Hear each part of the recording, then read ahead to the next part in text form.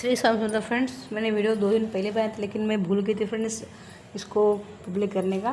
तो ये अनपब्लिक ही था, इसलिए शायद आप तक लेट पहुंचेगा, तो इसलिए मैं आपको क्षमा मांगती हूँ फ्रेंड्स। सॉरी फ्रेंड्स, आपको कर्जा हो गया है या आपको आपके ऊपर पितृदोष है या और कोई परेशानी है आपको, तो फ्रेंड्स ये पितृदोष के लिए भी और आपके कर्जे के लिए भी ये काम करता है।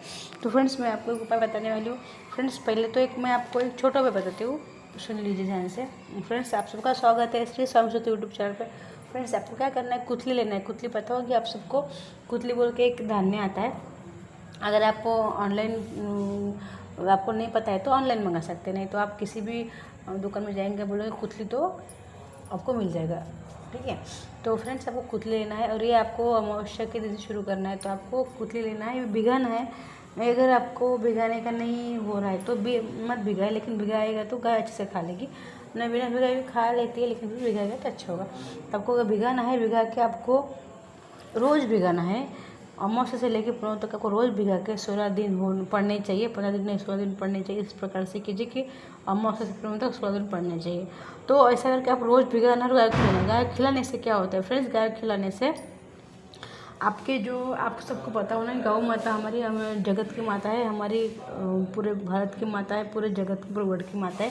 तो फ्रेंड्स आपको करना क्या है, आपको भिगा के पत्तल के ऊपर लेके जाके गाय माता को खिलाना है। घर के गाय को नहीं खिलाना है, बाहर की गाय होनी चाहिए खिलाने के लिए। और फ्रेंड्स अगर आप पत्तल पर लेके जाते हैं गाय खिलाते हैं तो आपको पत्तल वही छोड़ के आनी है। अगर आप बर्तन में ले गए तो बर्तन आपको घर में वापस ला सकते, लेकिन अगर गाय को पत्तल में खिलाने से क्या होगा, आप पत्तल बाहर के फेंक के आएगा चलेगा, लेकिन बर्तन में ले गए तो बर्तन घर में लेके आइए। और इससे आप देखेंगे कर्ज बड़ा से बड़ा, कितना बड़ा कर्ज क्यों ना हो, उतरने का आपको मार्ग मिलेगा, रास्ता मिलेगा, कुछ भी आपको साधन मिल जाएगा। या ऐसा एक कोई भी ऐसा आपको हम बोल सकते हैं कि एक इलाज या एक उपाय आपको मिल जाएगा कर्ज मुक्ति के बारे में। फिर आप कैसे भी करके देख लेना, आपका कर्ज खत्म होगा। फिर एक उपाय था और एक उपाय आपको बोलती हूँ मैं। आपको 9 धन लेने, 9 ग्रह के 9 धन लीजिए आप। और आपको समझो अमावस्या कल है तो आपको आज रात से या आप 14 से या 13 से वो भिगा के रख दीजिए। भिगा के रख दे के आपको क्या करना है, भिगा के रख देना है आपको। और वो भिगा के रख के 9 धन्य आप चाहे किसी बर्तन में रखिए या फिर किसी पोटली बांध के भगवान के सामने रख दीजिए। इसमें से कुछ दाने उग के आएंगे, वो उगे तो भी चलेगा, कोई परवाह नहीं है। और वहाँ रख दीजिए। वहाँ रखने के बाद आपको क्या करना है, वो धान्य आप चाहे तो रोज़ जैसे मैंने आज भिगाए, जब वो अंकुरित हो गया भगवान के सामने रख दीजिए और फिर वो गाय को खिला दीजिए। और कल भिगाए तो परसों, ऐसे करते करते आपको आप धान्य भिगाइए, भगवान के सामने रखिए। भगवान की नज़र पड़नी चाहिए, इसलिए भगवान के सामने आपको रखना है, कंपलसरी है। और वो भी आप भगवान के सामने रख के रात भर वही रखने दीजिए, वही छोड़ दीजिए। सुबह उठते ही गाय माता को खिला दीजिए। ये भी एक दूसरा उपाय है। इसमें आपको 9 धन लेना है और पहला उपाय में आपको खाली कुथली लेना है। ये हो गए 2 उपाय।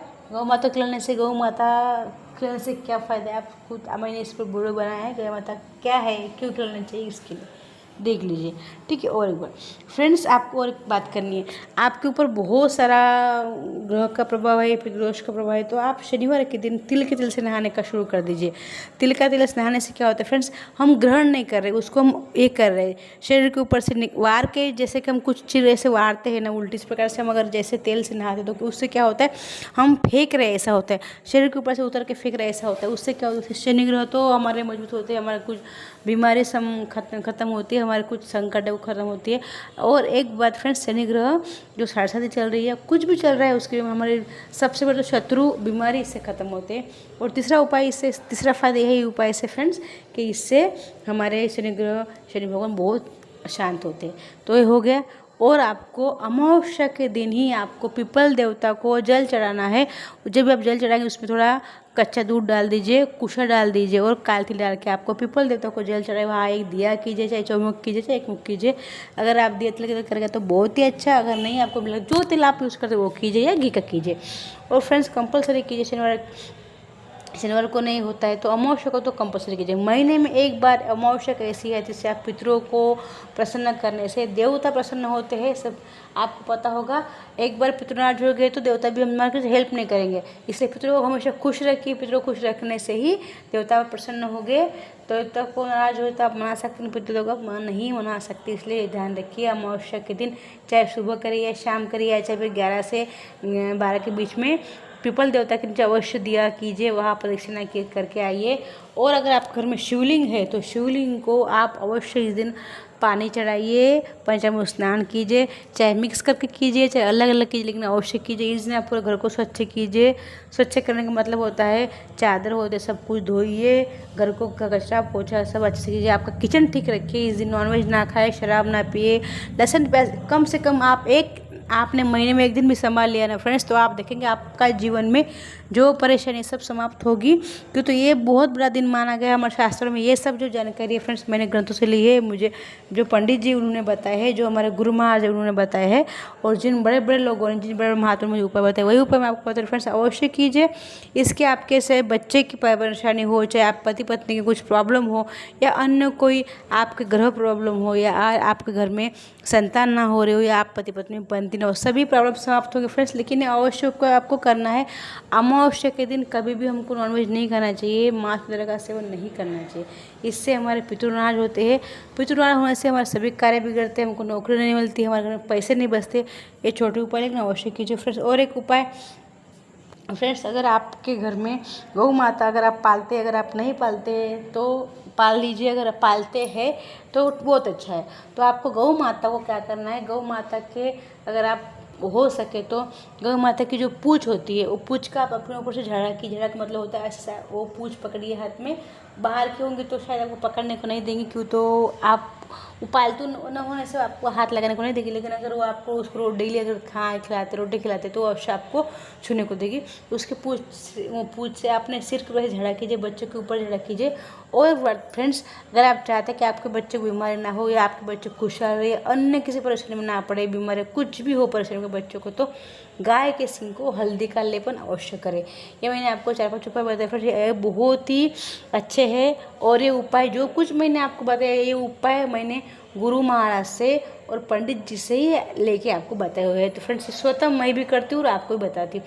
फ्रेंड्स अमावस्या के दिन आपको झाड़ू, आपके घर की जो झाड़ू होती है वो लक्ष्मी माता मानी, उनको धोइए और उनको कलावा बांधिए। उनके ऊपर पानी गंगा जल छींटने के पहले धोइए, उसके बाद उसको गंगा जल छाटिए, उसको शक्कर का भोग लगाइए और उसको कलावा बांध के हल्दी कुमकुम लगाइए और अक्षत उसके ऊपर डालिए।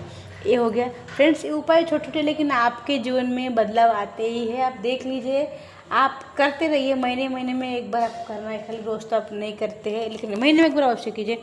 और सबसे बड़ी बात फ्रेंड्स, अपने माता पिता का रिस्पेक्ट कीजिए, उनको प्यार कीजिए। जैसे आप पत्नी को करते, पत्नी को तो करना ही चाहिए, पत्नी की रिस्पेक्ट करनी चाहिए। अगर आपको पैसे चाहिए, पत्नी की रिस्पेक्ट कीजिए, उसको खाली खाली गुस्सा मत कीजिए, मारिए मत। और अपने माता पिता का भी उतना ध्यान, जितना पत्नी को प्यार करते उतना माता पिता को प्यार कीजिए।